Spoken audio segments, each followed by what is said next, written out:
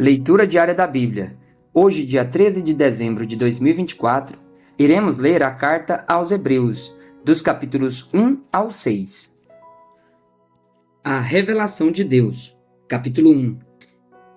Antigamente, Deus falou muitas vezes e de muitas maneiras aos pais pelos profetas, mas nesses últimos dias nos falou pelo Filho, a quem constituiu o herdeiro de todas as coisas e pelo qual também fez o universo. O Filho, que é o resplendor da glória de Deus e a expressão exata do seu ser, sustentando todas as coisas pela sua palavra poderosa. Depois de ter feito a purificação dos pecados, assentou-se à direita da majestade, nas alturas, tendo se tornado tão superior aos anjos, quanto herdou mais excelente nome do que eles. O Filho e os anjos. Pois a qual dos anjos Deus em algum momento disse: Você é meu filho, hoje eu gerei você? E outra vez, eu lhe serei pai, e ele me será filho? E novamente, ao introduzir o primogênito do mundo, diz: E todos os anjos de Deus o adoram. Ainda quanto aos anjos diz: Aquele que a seus anjos fez ventos e aos seus ministros labareda de fogo. O teu trono, ó Deus, é para todo sempre. Cetro de justiça é o cetro do teu reino. Amaste a justiça e odiaste a iniquidade. Por isso Deus, o teu Deus, te ungiu com óleo de alegria, como a nenhum dos teus companheiros. Diz ainda: No princípio, Senhor, lançaste os fundamentos da terra, e os céus são obra das tuas mãos. Eles perecerão, mas tu permaneces. Todos eles envelhecerão como veste. Como manto tu os enrolarás, e como roupas serão igualmente mudados. Tu, porém, és o mesmo, e os teus anos jamais terão fim. Ora, a qual dos anjos Deus em algum momento disse: Sente-se à minha direita, até que eu ponha os seus inimigos por estrado dos seus pés? Não são todos eles espíritos ministradores, enviados para o serviço a favor dos que hão de herdar a salvação? O perigo da negligência. Capítulo 2. Por esta razão, importa que nos apeguemos com mais firmeza às verdades ouvidas, para que delas jamais nos desviemos. Porque se a palavra falada por meio de anjos se tornou firme, e toda transgressão ou desobediência recebeu justo castigo, como escaparemos nós se não levarmos a sério tão grande salvação? Esta, tendo sido anunciada inicialmente pelo Senhor, depois nos foi confirmada pelos que a ouviram. Também Deus testemunhou juntamente com eles, por meio de sinais, prodígios, vários milagres e a distribuição do Espírito Santo, segundo a sua vontade. Jesus, sumo sacerdote misericordioso e fiel. Pois não foi a anjos que Deus sujeitou o mundo que há de vir, sobre o qual estamos falando. Pelo contrário, alguém, em certo lugar, deu testemunho dizendo: Que é o homem que deles te lembres? Ou o filho do homem que o visites? Fizeste-o por um pouco menor do que os anjos, e de glória e de honra o coroaste. Todas as coisas sujeitaste debaixo dos seus pés. Ora, ao lhe sujeitar todas as coisas, nada deixou fora do seu domínio. Neste momento, porém, ainda não vemos todas as coisas a ele sujeitas. Vemos, porém, aquele que por um tempo foi feito menor do que os anjos, Jesus, que por causa do sofrimento da morte, foi coroado de glória e de honra, para que, pela graça de Deus, provasse a morte por todos. Porque convinha que Deus, por causa de quem e por meio de quem todas as coisas existem, conduzindo muitos filhos à glória, aperfeiçoasse por meio de sofrimentos o autor da salvação deles. Pois, tanto o que santifica como os que são santificados, todos vêm de um só. É por isso que Jesus não se envergonha de chamá-los de irmãos, dizendo: A meus irmãos declararei o teu nome. No meio da congregação eu te louvarei. E outra vez: Eu porei nele a minha confiança.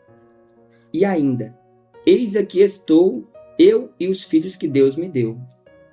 Visto, pois, que os filhos têm participação comum de carne e sangue, também Jesus igualmente participou dessas coisas, para que por sua morte destruísse aquele que tem o poder da morte, a saber, o diabo, e livrasse todos os que pelo pavor da morte estavam sujeitos à escravidão por toda a vida. Pois ele, evidentemente, não socorre anjos, mas socorre a descendência de Abraão. Por isso mesmo, era necessário que em todas as coisas ele se tornasse semelhante aos irmãos, para ser misericordioso e fiel sumo sacerdote nas coisas referentes a Deus e para fazer propiciação pelos pecados do povo. Pois naquilo que ele mesmo sofreu, quando foi tentado, é poderoso para socorrer os que são tentados. Cristo é superior a Moisés. Capítulo 3. Por isso, santos irmãos, vocês que são participantes da vocação celestial, considerem atentamente o apóstolo e sumo sacerdote da nossa confissão, Jesus, o qual é fiel àquele que o constituiu, como também Moisés foi fiel em toda a casa de Deus. No entanto, assim como aquele que edifica uma casa tem maior honra do que a casa em si, também Jesus tem sido considerado digno de maior glória do que Moisés, pois toda casa é edificada por alguém, mas aquele que edificou todas as coisas é Deus. E Moisés foi fiel em toda a casa de Deus como servo, para testemunho das coisas que haveriam de ser anunciadas. Cristo, porém, como filho, é fiel em sua casa. Esta casa somos nós, se guardarmos firme a ousadia e a exultação da esperança. O perigo da incredulidade e da desobediência. Por isso, como diz o Espírito Santo, hoje, se ouvirem a sua voz, não endurecerem o coração como foi na rebelião, no dia da tentação no deserto, onde os pais de vocês me tentaram, pondo-me à prova, e viram as minhas obras durante 40 anos. Por isso, me indignei contra essa geração e disse: o coração deles sempre se afasta de mim, e eles não conheceram os meus caminhos. Assim, jurei na minha ira, não entrarão no meu descanso. Tenham cuidado, irmãos, para que nenhum de vocês tenha um coração mau e descrente, que se afaste do Deus vivo. Pelo contrário, animem uns aos outros todos os dias, durante o tempo que se chama hoje, a fim de que nenhum de vocês seja endurecido pelo engano do pecado. Porque temos nos tornado participantes de Cristo, se de fato guardarmos firme até o fim a confiança que desde o princípio tivemos. Como se diz, hoje, se ouvirem a sua voz, não endureçam o coração, como foi na rebelião. E quem foram os que ouviram e mesmo assim se rebelaram? Não foram todos os que saíram do Egito por meio de Moisés? E contra quem Deus se indignou durante 40 anos? Não foi contra os que pecaram, cujos cadáveres caíram no deserto? E a quem jurou que não entrariam no seu descanso, senão aos que foram desobedientes? Assim, vemos que não puderam entrar por causa da incredulidade. A estrada no descanso de Deus pela fé. Capítulo 4. Portanto, visto que nos foi deixada a promessa de entrar no descanso de Deus, tenhamos cuidado para não parecer que algum de vocês deixou de alcançá-la, porque também a nós foram anunciadas as boas novas, exatamente como aconteceu com eles. Mas a palavra que eles ouviram não lhes trouxe proveito, porque não foram unidos por meio da fé com aqueles que a ouviram.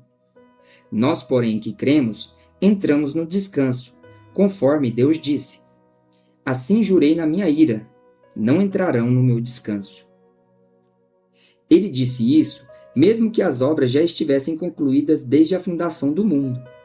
Porque em certo lugar, assim disse a respeito do sétimo dia. No sétimo dia, Deus descansou de todas as obras que tinha feito. E novamente no mesmo lugar: não entrarão no meu descanso. Visto, portanto, que resta entrarem alguns naquele descanso, e que por causa da desobediência não entraram aqueles aos quais anteriormente foram anunciadas as boas novas. De novo, determina certo dia, hoje, falando por Davi, muito tempo depois, segundo antes tinha sido declarado. Hoje, se ouvirem a sua voz, não endureçam o coração.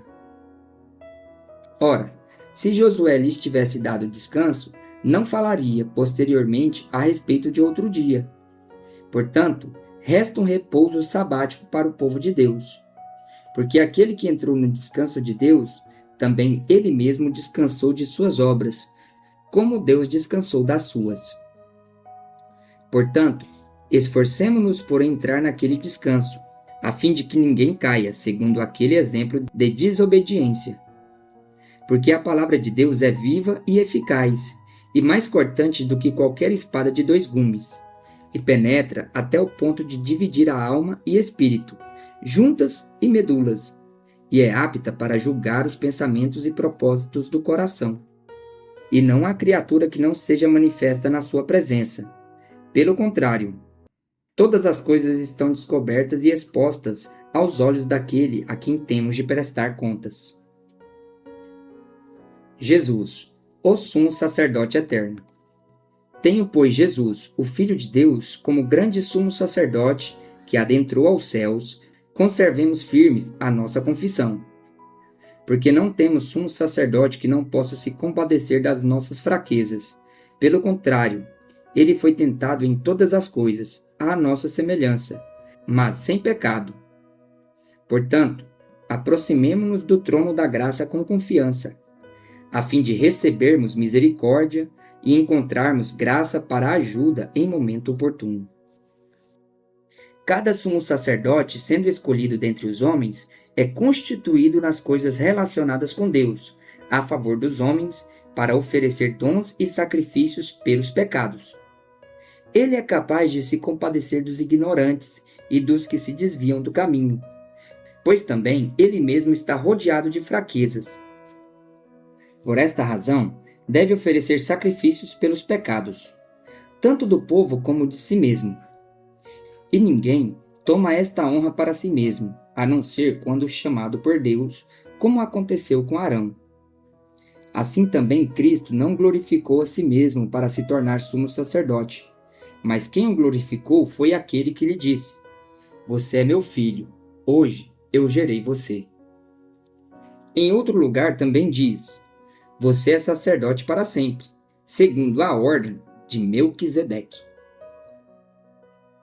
Ele, Jesus, nos dias da sua carne, tendo oferecido com forte clamor e lágrimas, orações e súplicas a quem o podia livrar da morte, foi ouvido por causa da sua reverência. Embora fosse filho, aprendeu a obediência pelas coisas que sofreu e, tendo sido aperfeiçoado, tornou-se o autor da salvação eterna para todos os que lhe obedecem. E Deus o nomeou sumo sacerdote, segundo a ordem de Melquisedeque. Exortação ao progresso na fé. A esse respeito, temos muitas coisas a dizer, coisas difíceis de explicar, porque vocês ficaram com preguiça de ouvir. Pois, quando já se deviam ser mestres, levando em conta o tempo decorrido, vocês têm novamente necessidade de alguém que lhes ensine quais são os princípios elementares dos oráculos de Deus. Passaram a ter necessidade de leite e não de alimento sólido. Ora, todo aquele que se alimenta de leite é inexperiente na palavra da justiça, porque é criança. Mas o alimento sólido é para os adultos, para aqueles que, pela prática, têm as suas faculdades exercitadas para discernir não somente o bem, mas também o mal. Capítulo 6. Por isso, deixando os princípios elementares da doutrina de Cristo, avancemos para o que é perfeito, não lançando de novo a base do arrependimento de obras mortas e da fé em Deus, o ensino de batismos e da imposição de mãos, da ressurreição dos mortos e do juízo eterno. Isso faremos se Deus o permitir. É impossível, pois, que aqueles que uma vez foram iluminados, provaram o dom celestial, se tornaram participantes do Espírito Santo, provaram a boa palavra de Deus e os poderes do mundo vindouro, e caíram, sim, é impossível outra vez renová-los para arrependimento, visto que, de novo, estão crucificando para si mesmos o Filho de Deus e expondo-o à zombaria. Porque a terra que absorve a chuva que frequentemente cai sobre ela e produz plantas úteis para aqueles que a cultivam, recebe bênção da parte de Deus. Mas se produz espinhos e ervas daninhas, é rejeitada e está perto da maldição, e o seu fim é ser queimada. Quanto a vocês, meus amados, ainda que falemos desta maneira, estamos certos de que as coisas melhores os esperam, coisas relacionadas com a salvação.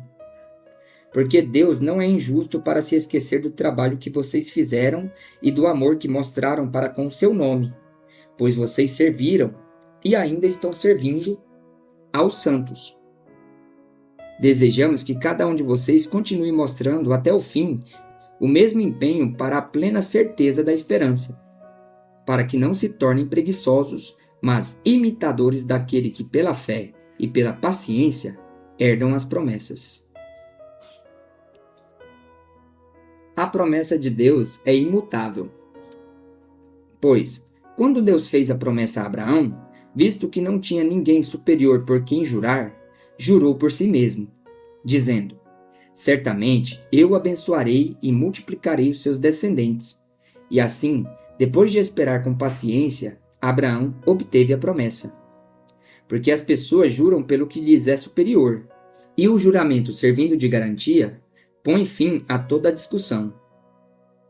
Por isso, Deus, quando quis mostrar com mais clareza aos herdeiros da promessa que o seu propósito era imutável, confirmou-o com um juramento.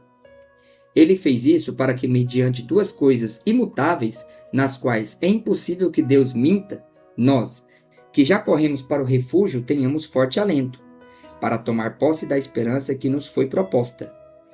Temos esta esperança por âncora da alma, segura e firme, e que entra no santuário que fica atrás do véu, onde Jesus, como precursor, entrou por nós, tendo se tornado sumo sacerdote para sempre, segundo a ordem de Melquisedeque.